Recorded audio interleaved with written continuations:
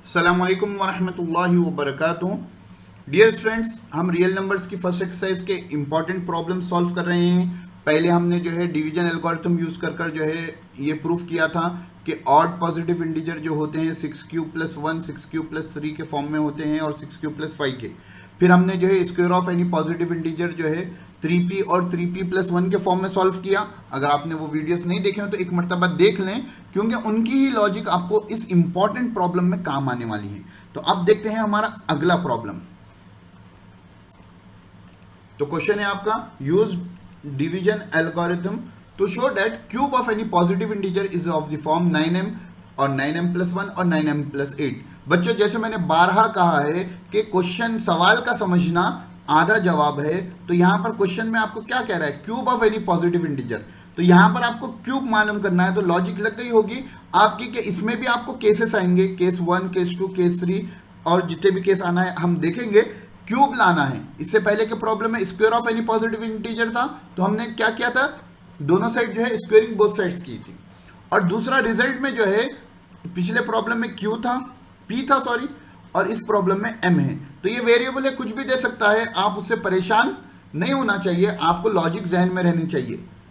तो अब हम हमारे प्रॉब्लम को शुरू करते हैं। तो let A B any positive integer and B is equal to 3। अब आपके जहन में सवाल आ रहा होगा, सर आप पिछले प्रॉब्लम में बताए थे कि यहां जो वेरिएबल के साथ जो कोएफिशिएंट होता है बी, उसको लेना चाहिए, और पिछले दो प्रॉब्लम में हमने वैसे ही किया। अब यहां पर आप जो है 3 क्यों ले रहे हैं, 9 है ना। तो मैंने पहले प्रॉब्लम में बताया था कि यार जिसका वो मल्टीपल है वो भी ले सकते हैं। देखो बच्चों, थोड़ा सोचो, अगर मैं यहां पर 9 लूंगा तो आर की वैल्यू क्या आएगी, 0 से शुरू होगी और वो वैल्यू आएगी 8 तक। यानी आपके टोटल जो है 8 को और 0 को मिला है तो 9 केसेस हो जाएंगे। तो आपका प्रॉब्लम बहुत बड़ा हो जाएगा। नहीं होता है 4 मार्क्स का प्रॉब्लम, लेकिन बहुत बड़ा हो जाएगा। 8 केसेस सॉल्व करना, कई छोटी गलती होगी, आपका मसला खत्म हो जाएगा। और क्योंकि यहां पर क्यूब है साथ में क्वेश्चन में, तो मैं अगर 3 यहां ले लूंगा तो 3 के टेबल में जो है 9 भी आता है, 3² 9 होता है, और 3³ जो है 27 होता है। तो वहां पर हम 9 को कॉमन ले सकते हैं। तो ये लॉजिक जहन में रखना, हम 3 लेंगे, 3 केसेस में आपका ये बड़ा प्रॉब्लम भी सॉल्व हो जाएगा।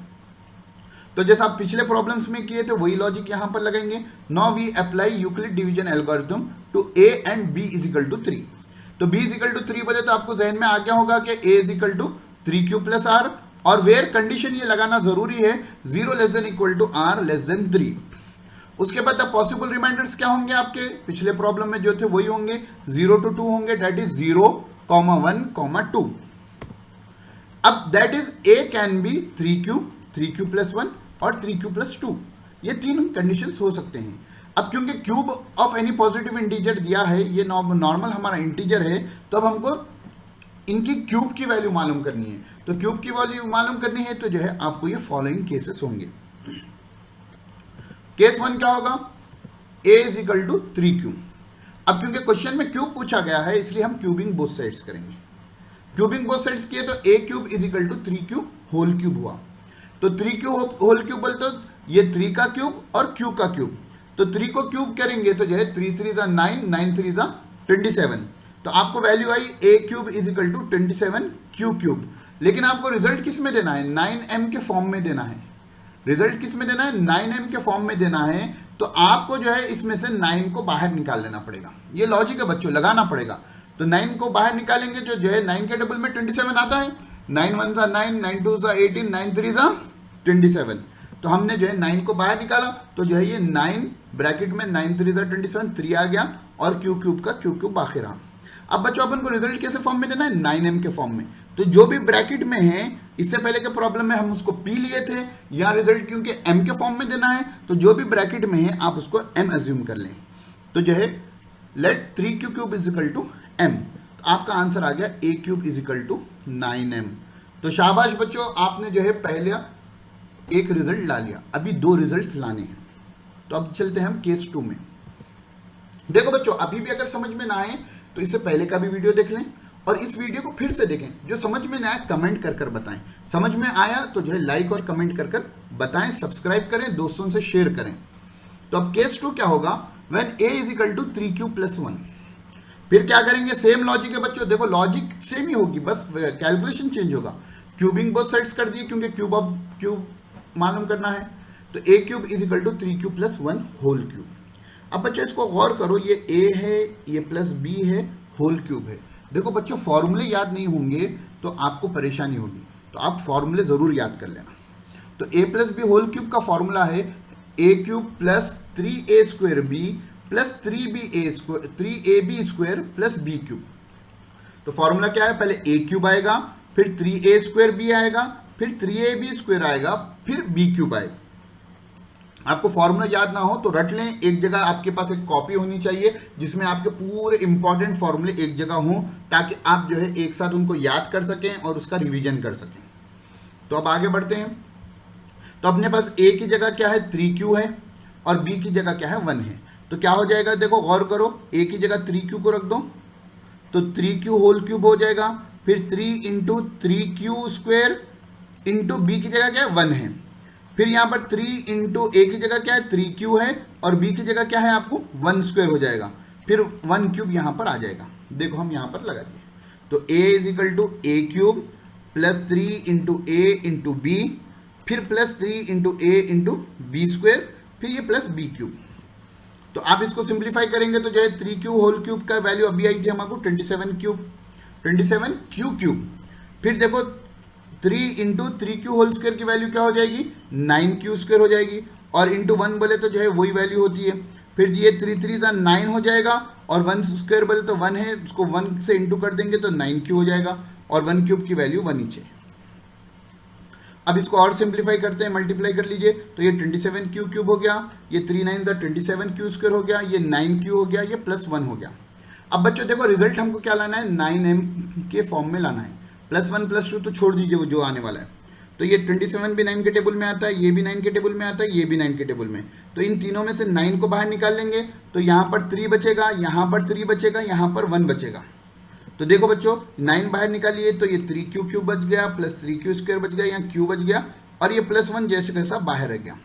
तो 9m के फॉर्म में लाना है, तो जो वेरिएबल लाना है ये ब्रैकेट वाले को वो वेरिएबल आप एज्यूम कर लेंगे। तो ये ब्रैकेट जो है मैं m एज्यूम करता हूँ, let 3q cube plus 3q square plus q is equal to m, ये लिखेंगे आप। तो अब जो है m सब्स्टिट्यूट कर दो इनकी जगह पर, तो a cube is equal to 9m plus 1 हो गया। अल्हम्दुलिल्लाह बच्चों हमको जो है ये सेकेंड वैल्यू भी आ गई।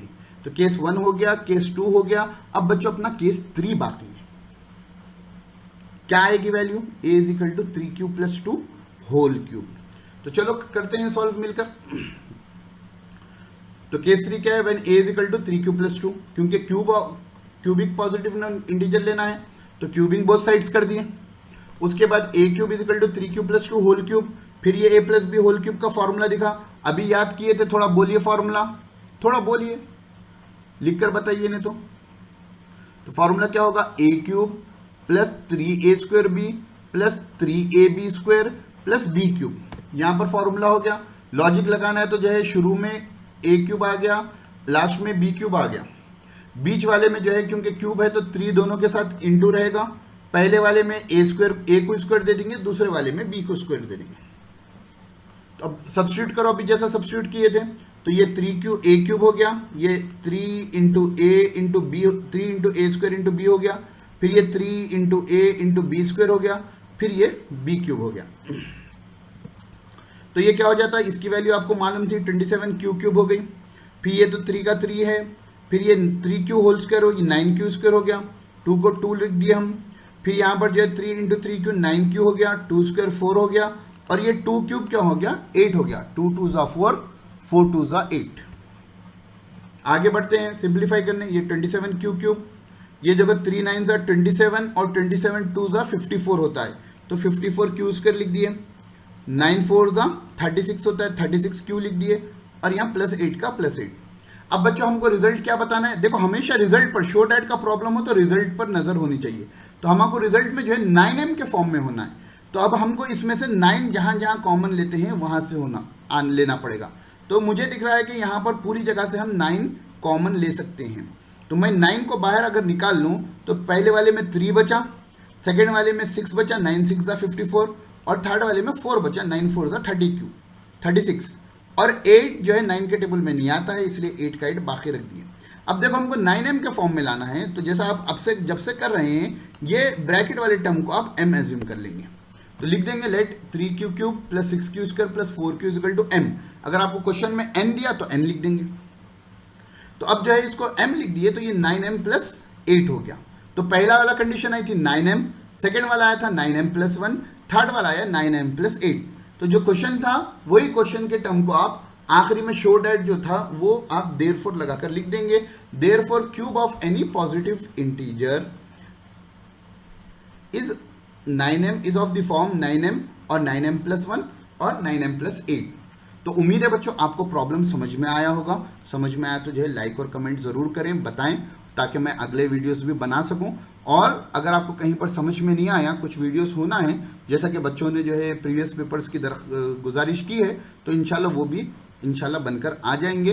दुआ करें और दुआ कर जो है आप इम्तिहान एग्जामों को जाएं। अस्सलाम वालेकुम व रहमतुल्लाहि व बरकातहू।